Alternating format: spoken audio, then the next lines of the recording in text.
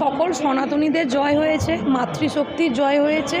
সেই উদ্দেশ্যেই আমাদের রাষ্ট্রীয় হিন্দু শক্তি সংগঠন থেকে আমরা একটা নরসেবার আর হনুমানজির পুজো এবং রামকথা দিয়ে আমরা সফলতাটাকে, আনন্দটাকে সবার সাথে মিলে উপভোগ করছি।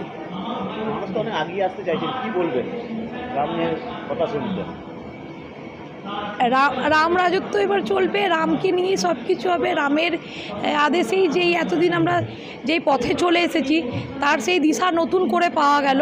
সনাতনী মানুষ আবার নতুন করে জেগে উঠল, তারা মনে সাহস পেল এবং এগিয়ে যাওয়ার আরও অনুপ্রেরণা পেল।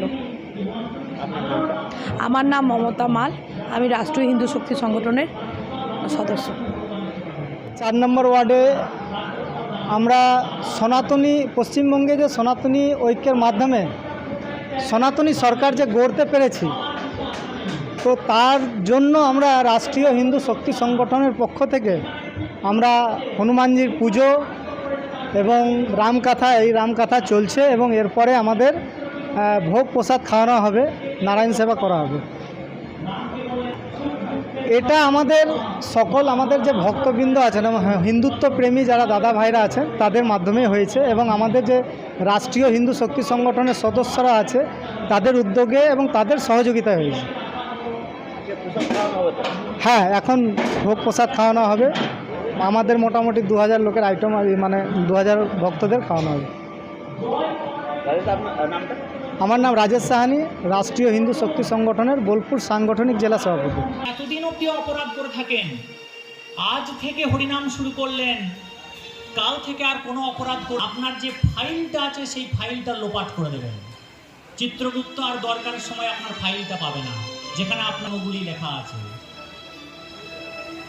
মিথিলার কথা লিখছেন তার পদে যে হে মাধব, আমার মৃত্যু আমি, তাহলে আপনি যদি জগতের পতি হন আর আমি যদি জগতের এক প্রাণী হই, হোক না অধম পতিত, রক্ষা করবেন।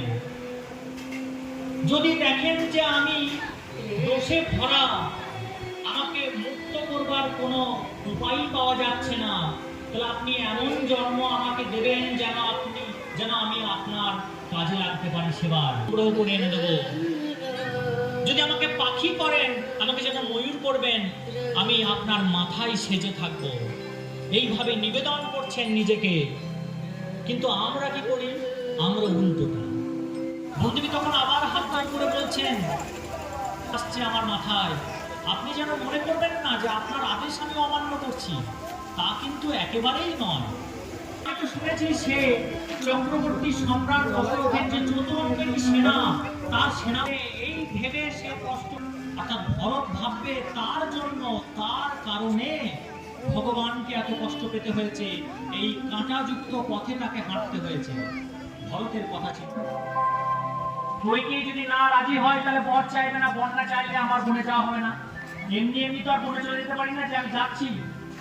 বনে ভগবানকে যেতেই হবে, কারণ সেখানে মাতা সবরই অপেক্ষা করে টিকে গেছে।